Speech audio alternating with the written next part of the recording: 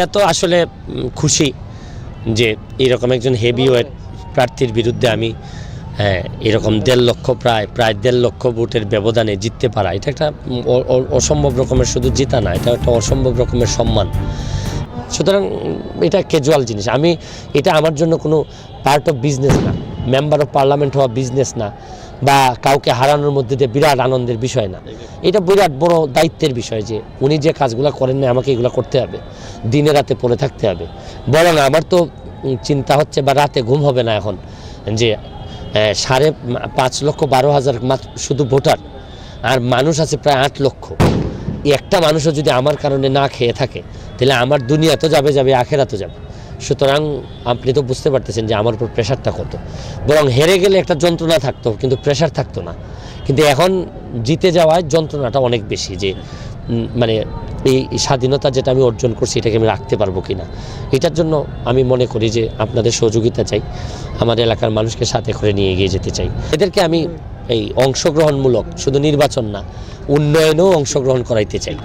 তারা নিজেদেরকে প্রতিষ্ঠিত করবে, সাথে সাথে এলাকা প্রতিষ্ঠিত হবে। আমি ফ্রিল্যান্সিং নিয়ে কাজ করতে চাই, ফ্রিল্যান্সিংয়ে ইয়াং ছেলেদেরকে নিয়ে আসতে চাই।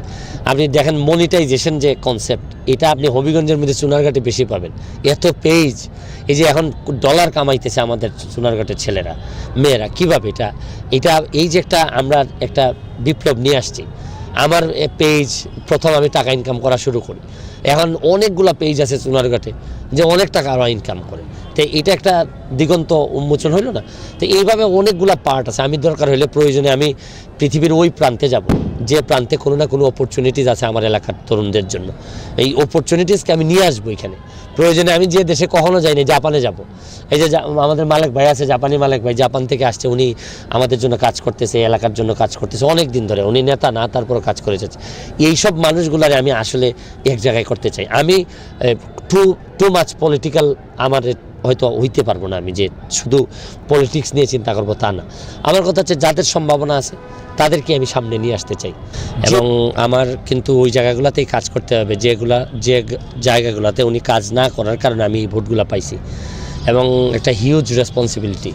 আমি বিশ্বাস করি যে every achievement comes with a responsibility. প্রতিটা অর্জনই কিছু না কিছু দায় নিয়ে আসে। আমার এই হিউজ অর্জন আমার অনেক বেশি দায়িত্ব বাড়াই দিছে। তো আমি যে স্বপ্ন সোনারঘাট মাধবপুরবাসীকে দেখাইছি, এই স্বপ্নর পথে আমাকে তো নিয়ে যেতে হবে, বাস্তবতার সাথে স্বপ্নের মিলন ঘটাইতে হবে। এবং আমি মনে করি অন্য যে কোনো এমপির চেয়ে আমাকে কষ্ট করতে হবে বেশি। এবং আমি বিশ্বাস করি যে আমার তো পুঁজি হচ্ছে গিয়ে শরীরটাই এবং সততা, এই দুইটারে ব্যবহার করে আমি একটা ইতিহাস তৈরি করতে চাই। শুধু ভোটের জেতার জন্য ইতিহাস যেটা, এটা না, কাজের মধ্য দিয়েও, উন্নয়নের মধ্য দিয়েও। আমি তো বলছি যে ধরেন 5 ফুট 8 ইঞ্চি মেসি, সে দুনিয়া বদলাই দিছে ফুটবলের। আর আমি 5 ফুট 9 ইঞ্চি, অতটা অথর্বত না যে আমার একটা এলাকা বদলাইতে পারবো না।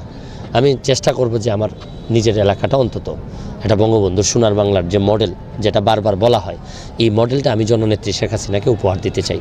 না, আমি আসলে চিহ্নতে বিশ্বাস করি না। আমি বিশ্বাস করি জীবনে প্রতিটা সময়ই আপনার কাজের মধ্যে দিয়ে মানুষ ফিল করবে আপনি জিতে গেছেন। আপনার তো এই আত্মতৃপ্তির কোনো সুযোগ নাই। এটা তো জাস্ট একটা, আমাকে জিতানো মানে হচ্ছে কি জাস্ট একটা স্টেপ, যে তোমাকে আমরা দিলাম, কাজ করার সুযোগ দিলাম। আমার যেদিন আমি চিহ্নিত পাবো আমার মৃত্যুর সময়, জানাজার সময়, এটা আমার জানাজাতে সবচেয়ে বড় জানাজার মধ্যে দিয়ে আমার আসল বিজয়টা অর্জিত হবে আর কি।